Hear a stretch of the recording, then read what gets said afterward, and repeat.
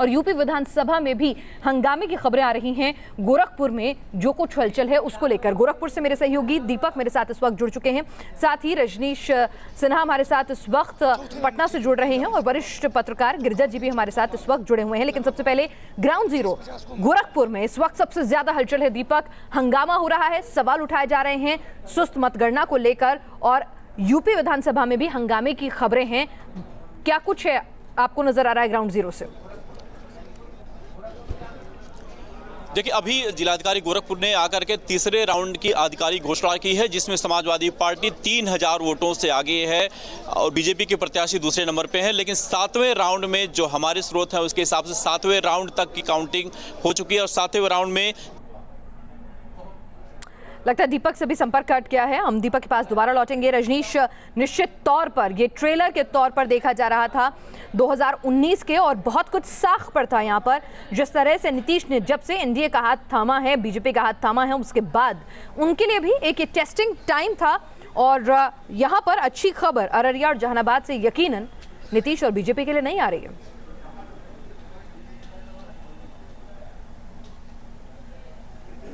बिल्कुल पिनाज, देखिए litmus test है और बिल्कुल सही कहा आपने कि ये 7 महीने पहले की जो गठबंधन की सरकार बनी है बिहार में फिर से नीतीश कुमार और बीजेपी के लिए इनका शक्ति परीक्षण है और लालू यादव जेल में है, सो उनके पुत्र तेजस्वी यादव के लिए भी ये शक्ति परीक्षण है कि उनके पीछे कहां तक उनके कार्यकर्ता और समर्थक गए हैं।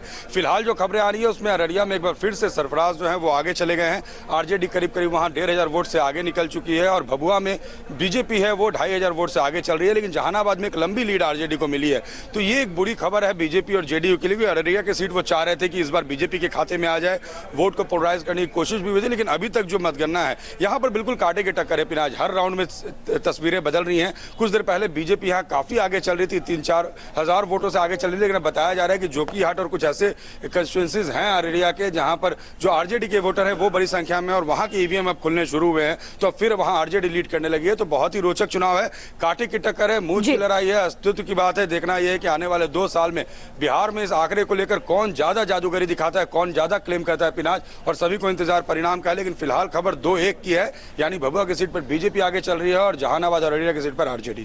बिल्कुल, परसेप्शन की लड़ाई जो होती है चुनावों में वो बहुत महत्वपूर्ण होती है और परसेप्शन बनाने का काम जो है वो साल भर पहले जो है वो शुरू हो जाता है। तो यकीनन 2018 के उपचुनाव के अगर नतीजे बीजेपी के हक में नहीं आते हैं तो विपक्ष की जो पूरी घेराबंदी है, गोलबंदी है, उसमें भी बहुत कुछ आगे उस रणनीति पर भी काम होने के संकेत जो है वो मिलने शुरू हो जाएंगे। हमारे साथ गिरिजा जी भी और वरिष्ठ पत्रकार एनके सिंह जी भी लगातार जुड़े हुए हैं।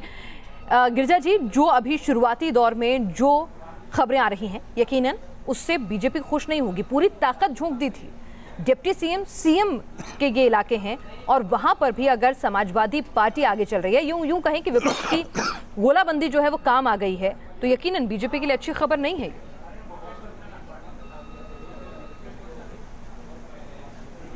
दोनों बातें हैं इसमें, विपक्ष की जो घेराबंदी है वो भी काम आई है और जो बीजेपी की नाकामी है वो भी इसमें उजागर होती है।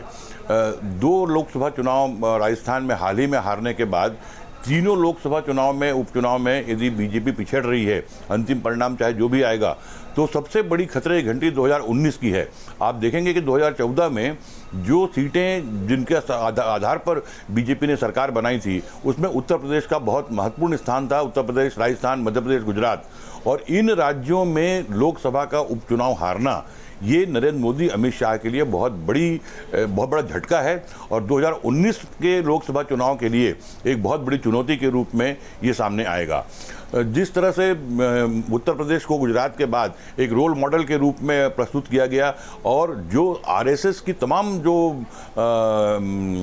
एक्टिविटीज़ हैं और जो विचारधारा है उसको जितनी फोर्सफुली यूपी में लागू किया गया, उसके बाद यदि ये परिणाम आते हैं तो जाहिर है कि वो सारे प्रयोगों को, उन सारे जो आरएसएस की फिलॉसफी है या जो उस तरह के जो सरकार के काम हैं उनको लोग नकारते हुए दिखते हैं।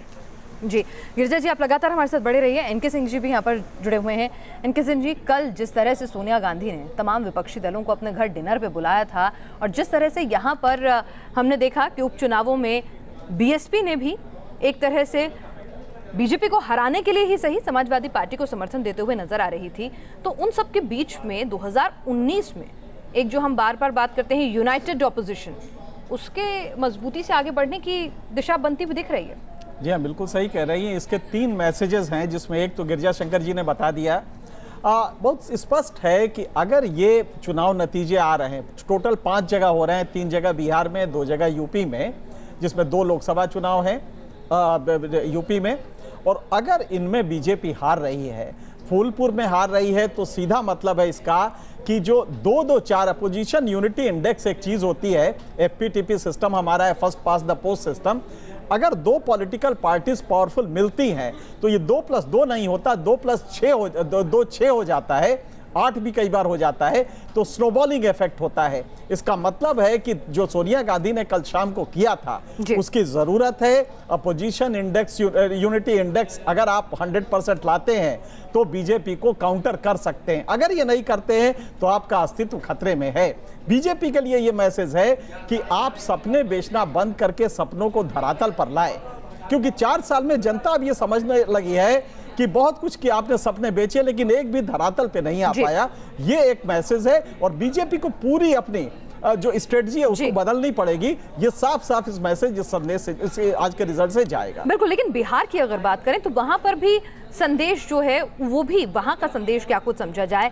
नीतीश के लिए नाराजगी है, बीजेपी को एक बार फिर से नापसंद कर दिया गया है, या फिर जेल में बैठे लालू आज भी इतने ताकतवर हैं कि वो अपना दबदबा। बड़ा अच्छा आपने सवाल जो लास्ट वाला किया, एग्जैक्टली यही है। पॉलिटिकल शायद हम लोग समझ नहीं पा रहे हैं, ये कोई तेजस्वी को उभारने का नहीं है, बल्कि लालू की जो विक्टिम इमेज तेजस्वी ने डे 1 से बनाई, और उसको किस तरह से आपने देखा होगा कि किस तरह से जैसे ही जजमेंट हुआ उसी समय से विक्टिम इमेज लालू की बनाई गई। चलिए इस पर मैं चर्चा करूंगी, छोटे से ब्रेक के लिए हमें रुकना होगा, लेकिन किस तरह से क्या नीतीश की मौका परस्ती लोगों को नागवार गुजरी, लालू की विक्टिम इमेज ने बिहार में फायदा दिलाया, या फिर बिहार की जनता को अभी भी बीजेपी स्वीकार नहीं है? तमाम पहलुओं पर बातचीत करेंगे। चलिए, गोरखपुर से इस वक्त क्या खबर आ रही है? जिस तरह से दीपक बता रहे थे कि 3 राउंड की वोटिंग जो है वो पूरी हो गई है, लेकिन इस बीच फूलपुर से भी जश्न की तस्वीरें आनी शुरू हो गई हैं। जश्न जल्दबाजी तो नहीं है, लेकिन आप जरा देखिए, समाजवादी पार्टी में नई जान आई है। करने जा रहे हैं, और ये जो हमारा गठबंधन हुआ है,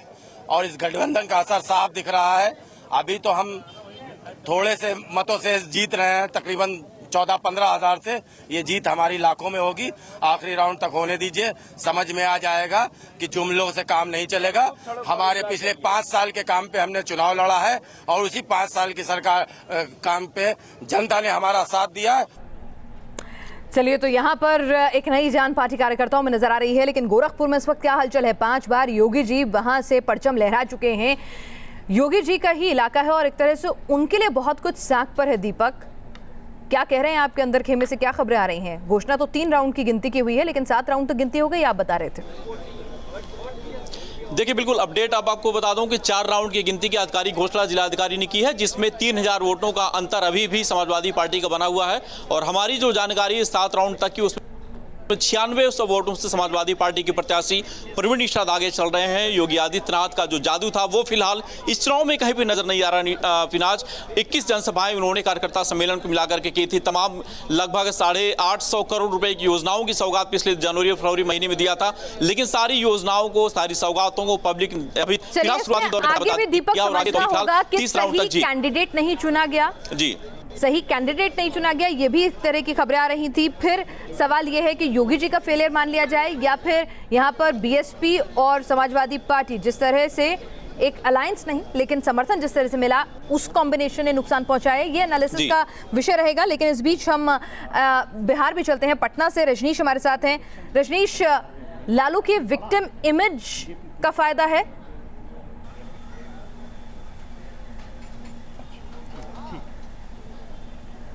देखिए, ये डायरेक्टली प्रोपोर्शनल है पिनास, क्योंकि लालू का विक्टिम इमेज होना और साथ में तेजस्वी का प्रोजेक्शन, ये दोनों एक तरीका था ताकि यूथ को अपनी ओर खींचा जाए, और साथ ही एक सिंपैथेटिक वेव जो होता है, और खास करके इमोशनल क्वोशेंट बिहार के लोगों का बहुत हाई होता है। इमोशनली लोग ज़्यादा जल्दी कनेक्ट होते हैं, और बार बार जो आरजेडी के वोटर्स थे, जो आरजेडी के सपोर्टर्स थे, उनके बीच यही बताया गया कि सिर्फ लालू यादव को ही जेल क्यों, लालू यादव पर ही बार बार फैसला क्यों, लालू यादव को अंदर रखने की कोशिश क्यों, और इसको ही एक बड़ा क्वेश्चन बनाया तेजस्वी यादव ने। और साथ में तेजस्वी ने अपना एक जो ऑरा बनाने की कोशिश की, तो उसका फायदा कहीं ना कहीं आरजेडी को मिलना मिलने लगा है। अभी अभी बहुत सारे राउंड होने बाकी है फिराज, लेकिन ये भी तय है, बिल्कुल सही एनके सिंह सर कह रहे थे अभी कि जिस तरीके से लालू यादव को विक्टिमाइज करने की बात बार बार आरजेडी कहती रही है, उनको फंसाया गया है, परेशान किया जाता है लालू, और पिछले कुछ महीनों में आप देखिए तो कई कार्रवाई ऐसे हुए जो लालू यादव के परिवार पे हुई, चाहे मीसा भारती पे हुआ हो। चलिए, तो यहाँ पर भ्रष्टाचार से ज्यादा विक्टिम इमेज भारी पड़ रही है या फिर नीतीश की मौका परस्ती बिहार के लोगों को अच्छी नहीं लग रही है, और क्यों बीजेपी से अभी भी दूरी है, इन तमाम पहलुओं पर भी बिहार के संदर्भ में बातचीत होगी। लेकिन फिलहाल यहाँ रुकेंगे एक छोटे से ब्रेक के लिए।